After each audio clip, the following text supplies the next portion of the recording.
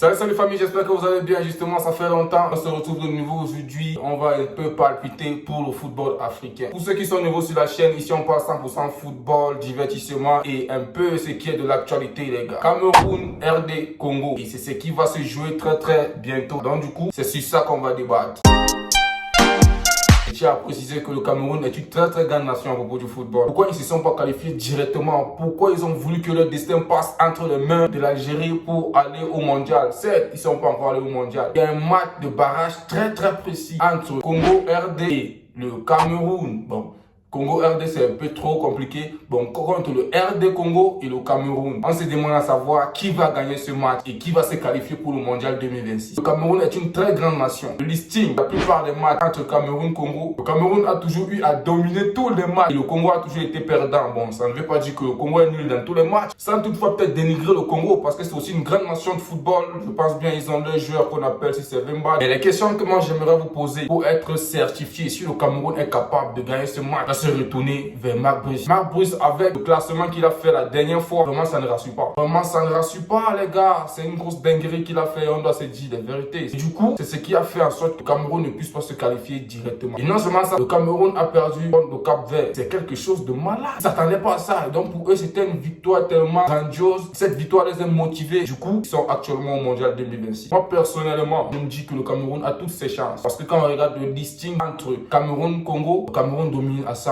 Regardez ce qui s'est passé en Côte d'Ivoire pour la CAN que la Côte d'Ivoire avait rapporté. La Côte d'Ivoire avait totalement perdu espoir. Justement, c'est le Maroc qui vient repêcher la Côte d'Ivoire. C'est le même scénario que je suis en train de trouver actuellement à propos du Cameroun. Quand on regarde le signe qui est là, regardez vous-même, vous pouvez constater. Voilà, le signe qui est là. Le Cameroun domine dans la plupart des matchs contre la RDC Congo, les gars. Donc, du coup, il n'y a rien à dire. Le Cameroun a toutes ses chances pour gagner ce match. Ils ont beaucoup blagué, les gars. Du coup, ils doivent essayer de voir quelque chose sans ça. Ils vont se retrouver en pendule. Qu'est-ce que vous en pensez, les gars?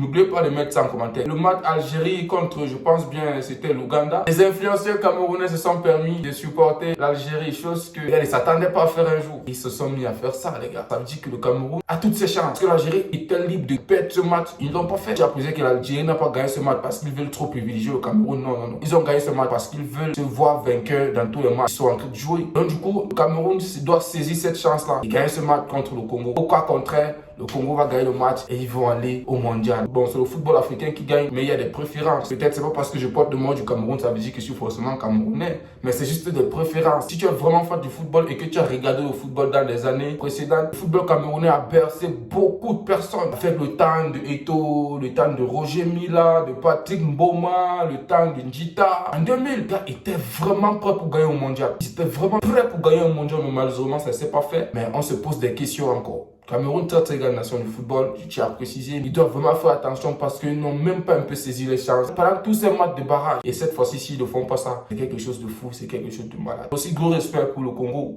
parce que le Congo ne se laisse pas faire. Nous, on peut regarder la plupart des matchs entre le Congo, peut-être avec d'autres pays. Le Congo a toujours eu à dominer la plupart des matchs. Et voici ça, ils sont là aujourd'hui. Ici, c'est qu'ils ne dominaient pas ou bien qu'ils n'étaient pas forts. Ils ne devaient pas être présents aujourd'hui. Heureusement, ils sont là. Donc, ça veut dire qu'eux-mêmes, ils ne sont pas nuls. Ils sont prêts. Ils savent aussi qu'ils peuvent avoir les chances pour gagner le Cameroun. C'est un match de choc et le gagnant doit gagner. Et pourquoi ne pas rentrer avec le mondial en Afrique? Moi, personnellement, le meilleur gagne. Mon favori, c'est le Cameroun pour ce match. Ok, les gars, nous sommes à terme de cette vidéo. N'oubliez pas de vous abonner, de partager au maximum, car c'est ça qui fait la référence. Si tu es nouveau, ici, on parle 100% football, divertissement. Et à propos des sujets qui sont d'actualité, n'oublie pas de t'abonner. On se dit à très vite pour une nouvelle vidéo.